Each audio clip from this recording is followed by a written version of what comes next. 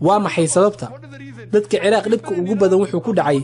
Saddam Hussein xiligiisa dhib badan ayay ku qabeen waan ognahay anigu Saddam isma xijinayo laakiin dhibkii waa uu sii batay kolkii Mareykanka Ciraaq uu galay dhibkii laba jibaar ayuu noqday dad badan ayaa la dhacay dad badan ayaa la kufsaday sababta ugu weyn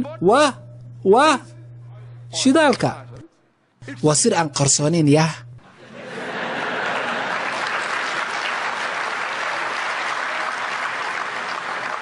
sidaas darteed anigu waxaan xilligaasi ku jawaabayaa argagixisada koowaad ee dunida waa George Bush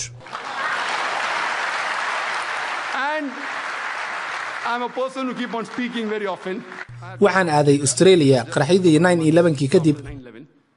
ciidanka wargeysada waxa ku soo baxay xilligaasi December 2001 Dr. Zakir Naik oo asal raac ah wuxuu ku magacaabay Bush argagixisada koowaad ee dunida